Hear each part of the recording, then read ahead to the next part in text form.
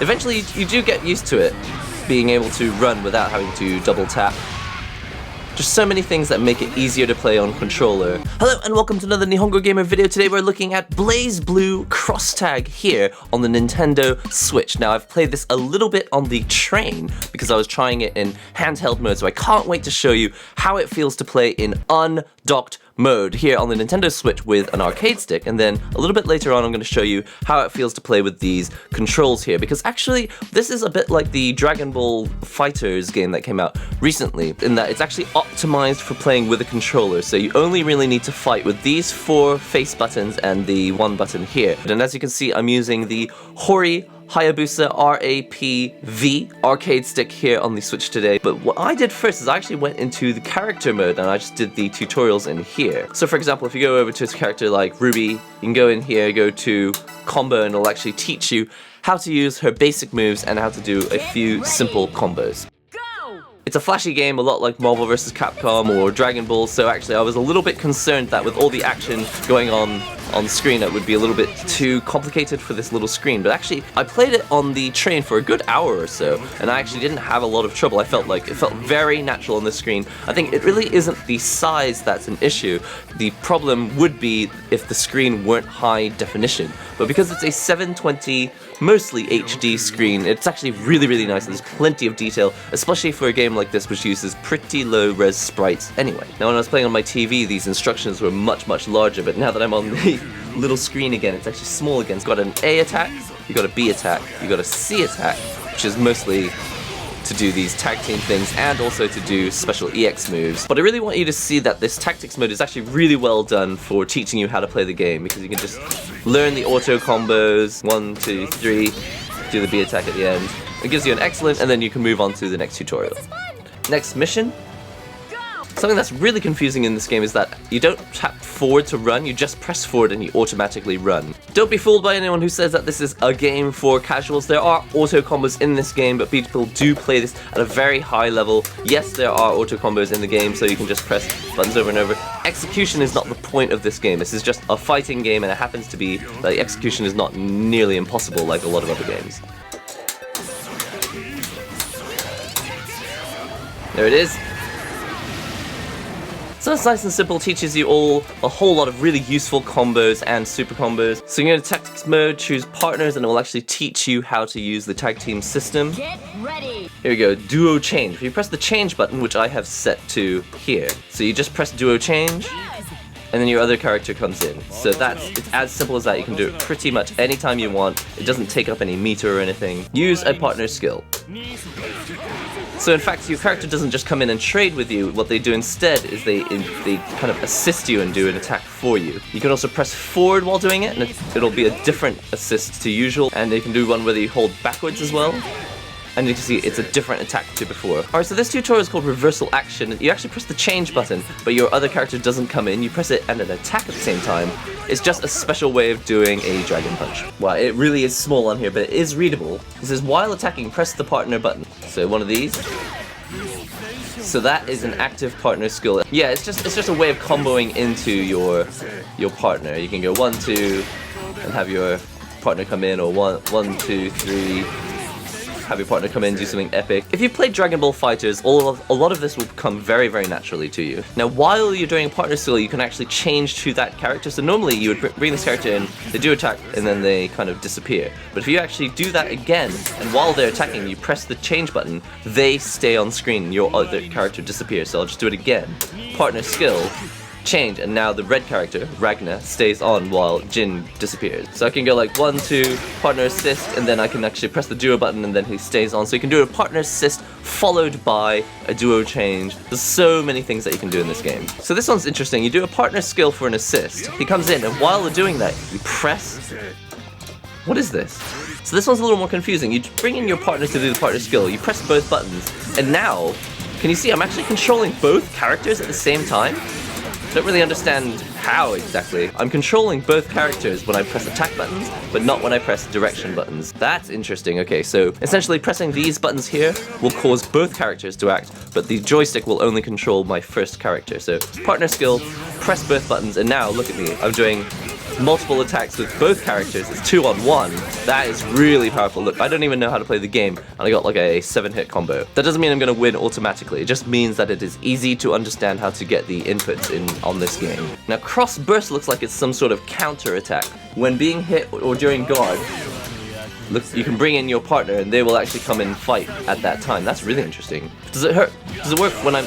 Wow, you don't even have to be blocking. You can just be getting hit by an attack. I think you've got to have this blue gauge full for it to work. Yeah, because you can see the blue gauge disappears when my other character comes in. There's something about this game which is a lot of fun. Now, it's a different kind of fun to a lot of the traditional Street Fighter games where the execution was really, really difficult. Now, in true NihongoGamer style, I think the best thing to do is to go straight online, having never ever played a match online. I know I'm gonna regret this. Play against opponents around the world. Literally, there's only one lobby here, one person in a room of 640, because essentially the game hasn't actually been released in the West, and I don't think they're aiming it really at Japanese people this time. Like, that's why they've put the Ruby characters in. I think they're really trying to make this game appeal to players from around the world. Here we go. Yorita 2B.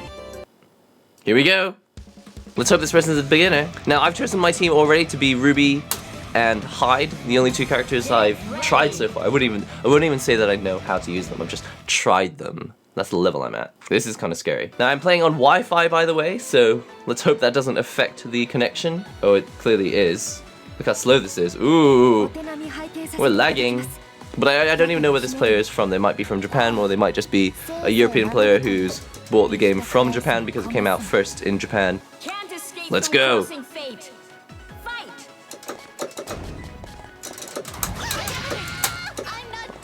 I have no idea what I'm doing. Partner skill. Wow. Stop it. So we're going to test whether a beginner can win with auto combos just going nuts. I feel like this person might know what they're doing.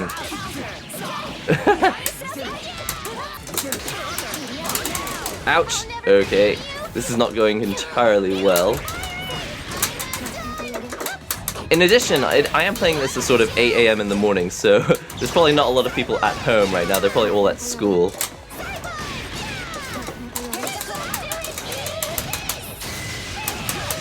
I'm pressing a lot of random buttons right now, just hoping for the best. Hoping that my general fighting knowledge is going to help me here. Oh. Yay! Raw Super always works. Raw Super! No! No! She destroyed Ruby! Not very happy about that. Well, that didn't go well. Would you like a rematch? I don't think I'm going to do a rematch right now, just because, literally, I do not know what is going on in this game. Now, finally, something I do want to show you is how this plays, not with the arcade stick, but, you know, on this little screen, and actually undocked from even, not just undocked from the dock, but undocked from the controller as well. This music sounds like it was written by the person who did FF12. Interestingly enough, I don't actually see an arcade mode, like a simple just play arcade matches. So I think you probably just go into versus mode and you just do a few matches there. I think the closest other thing is probably this survival mode. Now let's see how it feels to play in handheld mode. 3D backgrounds looking nice, a bit like a BlazBlue game. Auto combo! Let's go! Oh, hang on a second. Now I have to change my button options. Button settings, I've got to change this to defaults. Got these fireballs. Eventually, you do get used to it, being able to run without having to double tap. Just so many things that make it easier to play on controller, so that when you're, on the train, you don't have your arcade stick with you. It's still going to be playable. Now, one thing I didn't like about Ruby when I was trying to figure out how to play her was I couldn't figure out where her launcher is. In a lot of these games, you can throw an enemy up into the air. Oh, well, you only have to win once. In this game, you can kind of hit them into the air, and while they're in the air, you can juggle them by jumping into the air and continuing your combo. But in this game, not everyone has a launcher with one button. Sometimes, like with Ruby, you've got to do a 3-hit combo to get them in the air. So for example, I'll do this 3-hit combo. What's this? I'll go 1, 2, 3, and that third hit is the one that launches them in the air. Now I can't do it. that one there. So you'd have to go like 1, 2, 3, and then when they're in the air, you jump up and continue. What? It's going really badly. Now essentially, to make this game easier for this D-pad, there are no down, back, forwards, or basically, there are no half-circle motions like you might expect to find in a Street Fighter game or a King of Fighters game. It's only down-forward moves, so it's like this or like that, and actually that's very, very easy to do, even on this D-pad. So I've got absolutely no trouble controlling this game using the Joy-Cons. You don't even need to wait for the D-pad Joy-Con to come out. But essentially that is it for BlazBlue Cross Tag. I haven't had a lot of time to play it. I've literally only played it on the train to work and a little bit when they had that trial mode available before the game actually released. But even though I've spoken to a few people online who are saying that they're not super keen on the way that it feels, it's not the game that they thought it was going to be, it's not as complicated as BlazBlue. And certainly the execution is not as difficult as games like King of Fighters or even some of the older Street Fighter games. Do let me know in the comments if you're interested in this game, BlazBlue Cross Tag Battle, or whether you've actually been turned off by the fact that the inputs are actually very easy. For me, I think it's actually fine. If I want to play an execution heavy game, I'll go and play a different game essentially, like Guilty Gear, because I like to punish myself. But I'm quite happy with the way that the game has turned out so far. There was a little bit of drama with how they were going to charge for the DLC, but I bought the deluxe version for 7,800 yen, which is, I don't know, $70 or $80, something around $70. So it's pricey, but it is a full-size game with all the DLC included. And they have the slightly cheaper edition for people who don't need all the extra DLC characters at the start. So anyway, that's all for now. Hope you've enjoyed this look at Undocked Mode for BlazBlue Cross Tag Battle. Hoping to make plenty of content about this game when I actually learn how to play it. It's so flashy and stylish and fun that I really would like to make more videos about it. Do let me know if you'd like to see stuff like that in the future. See you in the next NihongoGamer video.